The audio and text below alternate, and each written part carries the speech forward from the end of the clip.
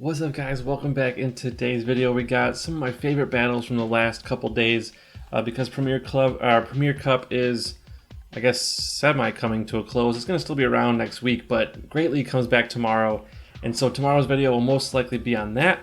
So I figured since this might be the last video I upload on Premier Cup in a while, let's just look at some of the top battles, and I'm going to kind of run you through a little story that happened last night with some more lag. So let's just run. It was a weird night last night, so let's just go into the first battle.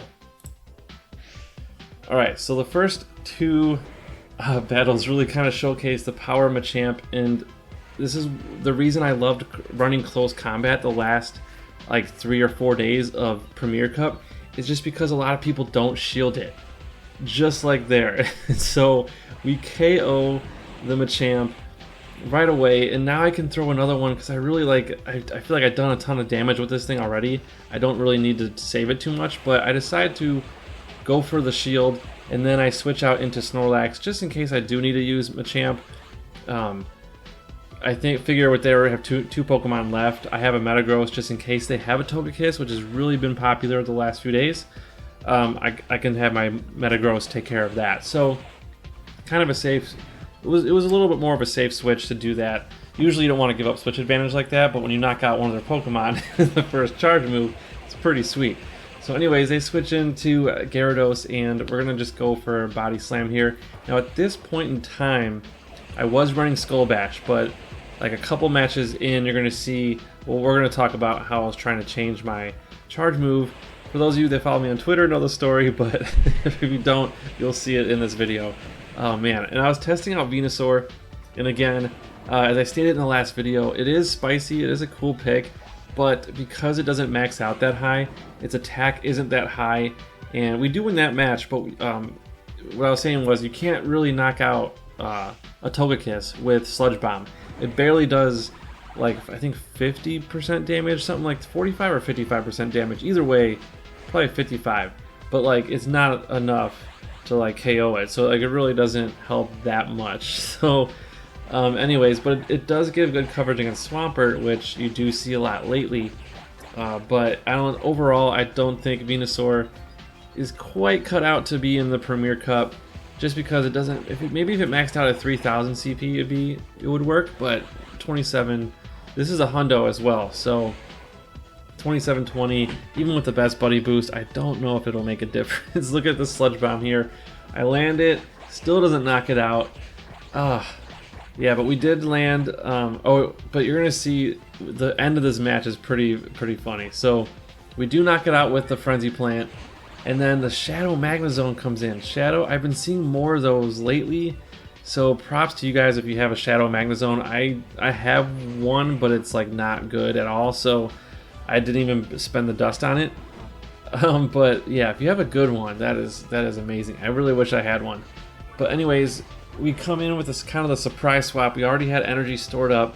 We come in and we knock it out, and then they bring in a Rhyperior. So we have, that is just perfect. So we go one more close combat, and you see we almost knock it out, and then we simultaneous KO, but I had the Snorlax in the back anyways, so we win that match. Now, in this game is where I start to lag. This was last night, and so, or maybe it was yesterday, but still, I'm going to play this part fast because the lag happens kind of towards the last third of the match.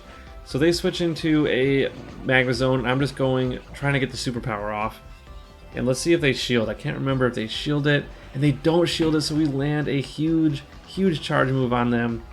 So this was like, we're off to a great start. And this is the game where I posted on Twitter that really frustrated me. So we go for a Body Slam on the Dragonite, and they shield it, so we're even shields. And I'm trying to get to a Body Slam, and we CMP tie, so I don't waste my shield going for that Body Slam. In fact, he actually undercharged to try to farm up some more energy, but it didn't work out. I was able to get my Body Slam off. I guess it did work out, because I don't know, it didn't for him, because he probably didn't think I was going to get to a Body Slam. But anyways, here we go with the Magnezone, or the Metagross, and this is where I get the lag. Oh, this was so brutal. So this was like the third set. I was doing pretty decent in the first couple sets.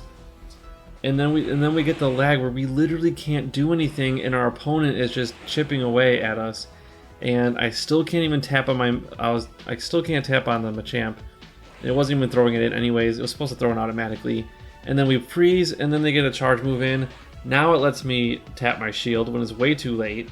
So now it like unfreezes. But at this point it was too late. It was just way too late. All the damage was done. I lost so much counters on this thing. Yeah, so that was stupid. So I think I quit after that, or maybe I think I took like an hour break and I didn't play for like another hour. But anyways, so this is later on, and we just go straight for the close combat because it's very common for the lead matchup Pokemon to not shield, and you see we land the close combat. So man, I love that move. It's just such a surprise. People are not expecting it, and that's where its power comes in, is because it's like a wild charge, except people are not expecting it. With Magnezone, people are expecting wild charge, but with Machamp, they're not expecting close combat. So that's kind of where it helps you win more matches. That surprise factor, which is huge in Go Battle League.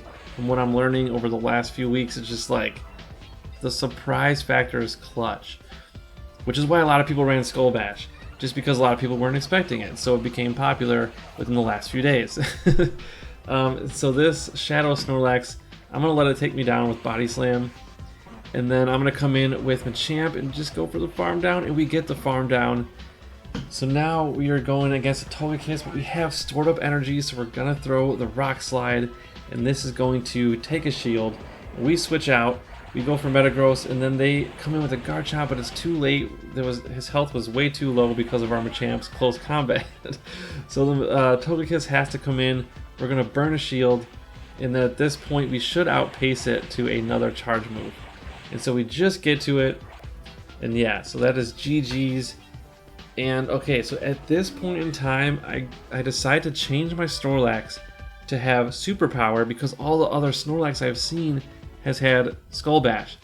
So I started recording because this was just too ridiculous. I used about 30 charge TMs at this point when I started the recording. And just look how long it's taking. Heavy Slam, Hyper Beam, Outrage.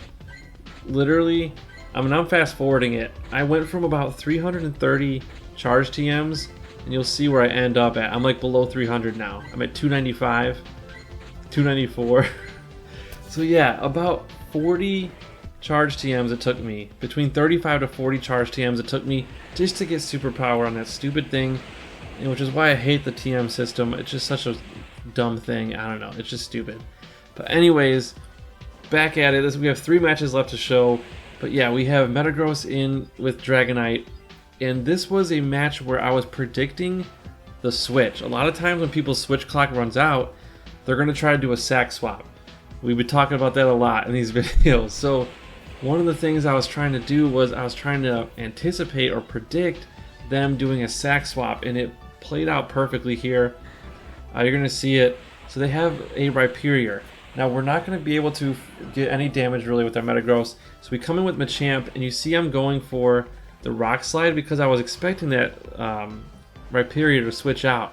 And it does do the CMP switch. And so my opponent thought that it pulled it off, but but I kind of saw that coming, so I was going for the Rock Slide the entire time. And I figured even if the Rhyperior stayed in, I would have it with just the perfect amount of health to farm.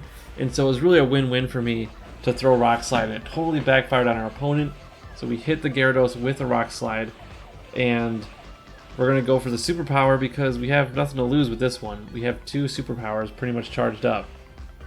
And so they use their last shield, and then we're going to knock it out with this Superpower.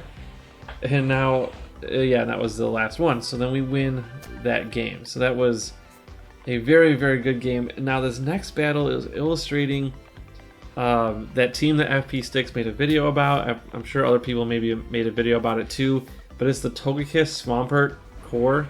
And this person happened to use Machamp as the 3rd Pokemon. A lot of people use Dragonite, a lot of people use Metagross, but Swampert and Togekiss together is the duo that a lot of people have been running.